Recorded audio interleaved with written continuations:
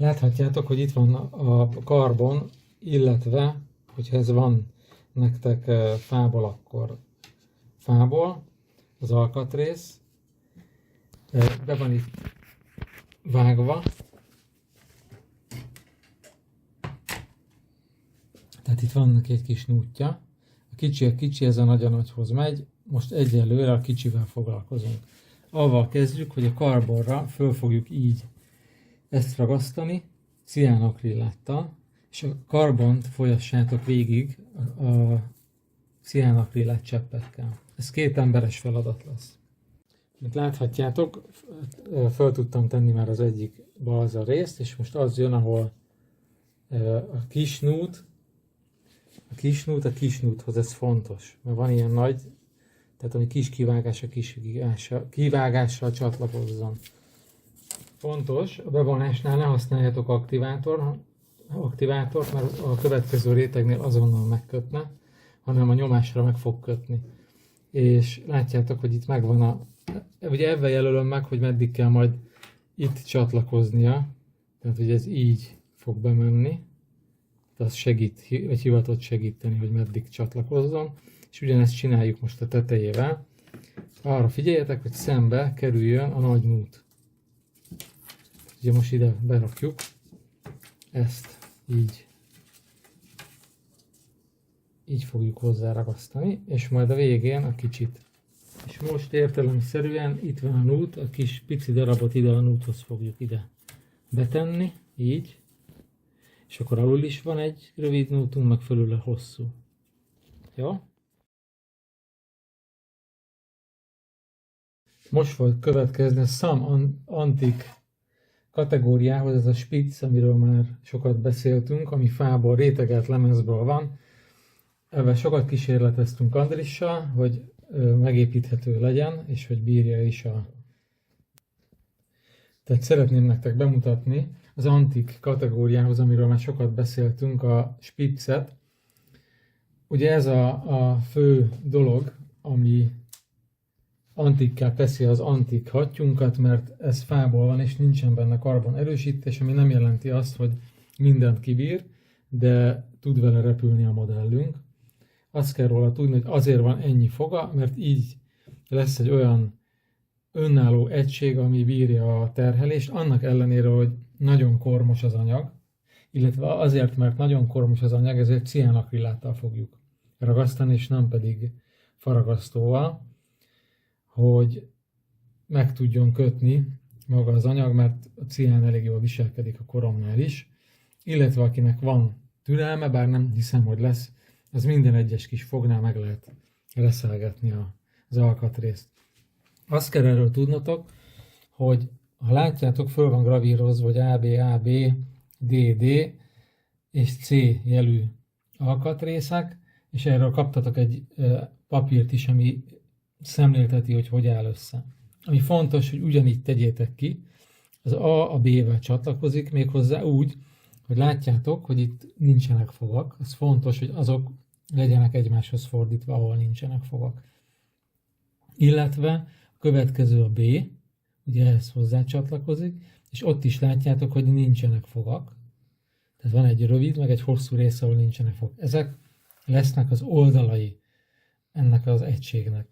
És van a C, D, avval fogjuk kezdeni, ezek pedig a közepén lesznek egy kereszttartók, és a D-t ezt hozzá kell ragasztani így a D jelű alkatrészünkhöz. A C jelű alkatrészre fogjuk rátenni a D jelű alkatrészünket, ráragasztani. Ugye 2 oldalról lesz ráragasztva, az a különbség, hogy ennek a kis barázda, vagy kis fogai ide kerülnek, a másiknak pedig ide. Tehát, hogy mindenhol fogja. És akkor úgy tudjátok ragasztani, hogy egy kis csöppet ide teszünk, így, aztán majd oldalról is kap, és akkor elkezdjük föltenni, és akkor utána végig így el lehet húzni, mindig becsöpögtetitek és rányomjátok. Nem kell minden egyes darabnál, elég minden harmadiknál, Mégpedig azért, hogy tök jó, mert ez egyből megkötött, most nem is kellett aktivátor. Azért, mert az oldalát majd kihúzzuk. Mondjuk így, csak ennyit rakok. És akkor így végigmegyünk. Fogpiszkálóval így végig fogom húzni a ragasztót, a ciánt. Az a jó a ciánakrilátban, ennél az anyagnál, a koromnál, nem tudom mitől, de aktivátor sem kell szinte, mert valami úgy beindít a korom, mert ugye ezt nem tudjuk letisztítani, hogy egyből megköt, tehát már így kész is, pedig csak végighúztam rajta. És megfordítjuk, és ugye, amíg lehet, hogy két emberes lesz, hogy ezt pedig ugye így kell beilleszteni, így a másik oldalra. Kapunk egy ilyen kis kereszthornyos valamit. Amit látjátok, kész lett egy ilyen kis merevítőnk, ez lesz legbelül, így néz ki. Ugye ez is segít merevíteni. Na és akkor amit beszéltünk, hogy ugye fontos, hogy mi hova tartozik, tehát azt a sorrendet ne rontsuk el, és ugye látjátok, hogy van kis nút és nagy nút, értelemszerűen oda kerül a kis núthoz, a nagy a nagy. Tehát a sorrendet ne keverjétek össze, A-val kezdjünk, ahogy következik, így beleillesztjük oldalról, megnézzük szárazon, hogy belemegye mindenhol. Így, ha minden oké, akkor megragasztjuk. Lehet segítségül hívni egy ilyen elvasat, nyilván nagyobbat majd, hogy könnyebb legyen esetleg ragasztani, de teljesen jó megáll benne így is. Úgyhogy most leveszem és beragasztjuk.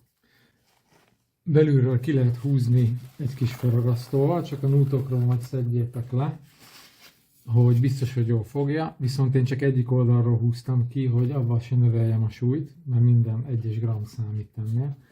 És akkor ahogy eddig csináltuk, itt lehet végig húzni a pillanatragasztót, csak egyenesen, nem úgy, mint én. Beragasztás után rányomjuk, ugye ez fontos, hogy egy egyenes asztalon csináljuk, különben nem lesz egyenes a végeredmény. Így. Tehát ezzel már meg vagyunk. Ilyen kis szupi lett. Ha megkötött, ezt is ki lehet húzni a ragasztóval. Folytatjuk ugye a következő elemmel. Nút miatt ott van egy kis vágás, fontos, oda be fog csatlakozni majd a farokrész, ezt látni fogjátok, ugyanúgy bekenitek, és akkor viszont itt oldalt is be kell kenni ragasztóval, tehát itt, ahol találkoznak a fogok.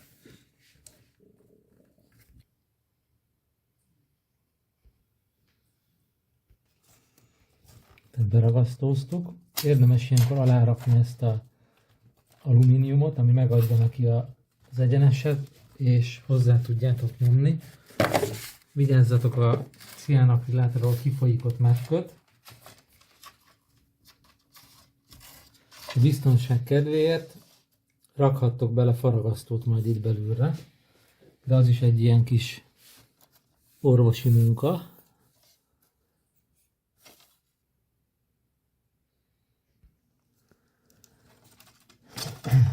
Elhúzzuk a ragasztót, úgyhogy mindenhol kapjon. Mert a pillanatragasztóval gyorsan kell dolgozni.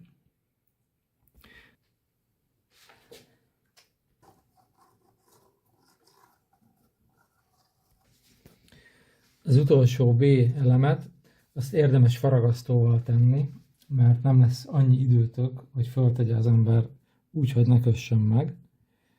Úgyhogy hát itt mindenhova kell tenni ragasztót. A közepére is, így, és a szélére is. A alkatrészünket a helyére, és ugye itt még tudunk korrigálni is.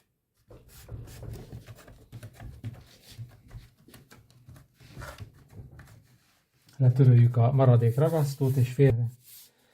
Száradáshoz az alumínium,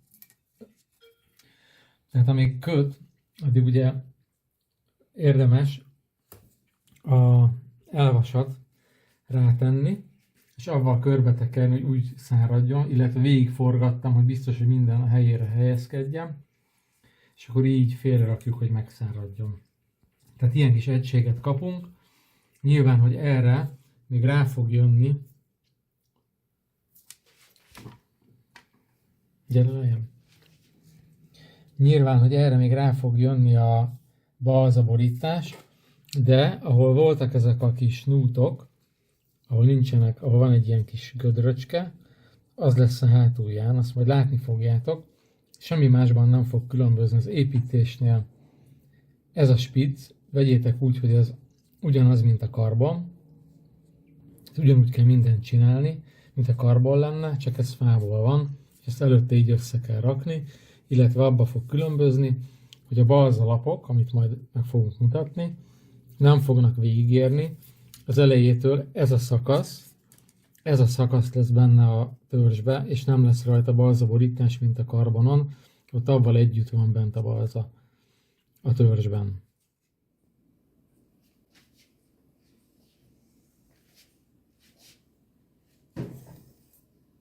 Ott a kis szelvényünk, hasábunk, és most a balza lapokat rá kell ragasztani. Itt is csak arra figyeljetek, hogy lesz a nagy kivágás, megkeresitek, hogy hol van ugye itt a nagy kivágás, azt oda rakjátok, és akkor így tovább megkeresitek a hozzávaló nagy kivágást. Az lesz ugye a másik oldala, tehát ez így fog kinézni majd ráragasztva. Ugye ez lesz a befogadója, ez a része lesz a vége. Jó, tehát így fölragasztjuk faragasztóval. Ugye az, hogy nem ér végig itt, ez teljesen normális, ez a része fog bemenni a törzsbe. Rátekertem a balza borítást, és ugye itt látjátok, hogy van ez a nút, alul egy kicsi, meg egy nagy, tehát nagy meg a kicsi, bocsánat. Ebbe fog majd belecsúszni, a videó többi részében látni fogjátok, amikor a karbonnal dolgozom, és ugyanígy be lesz vonva a karbon, ugyanaz fog történni ebben az esetben, csak itt mélyebbre kell majd vágni, és ebbe bele fog csúszni a függőleges, a függőleges ezer része, ugye az alulra fog menni a kisebbik nút, fölülre a nagyobbik, amikor megcsiszoltuk, és minden a helyére került, akkor ez így fog bemenni, így. És akkor az a kis pöcök vagy levágni, vagy méretre reszelni, így fog csatlakozni. Tehát ezzel a megoldással tudtuk kialakítani azt, hogy fából legyen a spicc tulajdonképpen. És hogyha megnézitek, akkor a karbon, amihez még ugye 36 g, ezt hozzá kell adni 20 g-ot, 56 g a fával együtt, ez pedig, ami fából van, ez 77 g, tehát ez 76 g, a karbon fával együtt 56 g, mert még levesszük róla ezeket, tehát körülbelül 20 g-mal lett mindössze nehezebb a fával való kivitelezés, ami megfelel a SAM szabályoknak. Avval lehet még megbolondítani, ha gondoljátok, de így elég erősnek tűnik, hogy körbe lehet tekerni esetleg cérnával, vagy bármi olyasmivel, ami akkoriban megengedett volt. Akkor folytassuk az építést.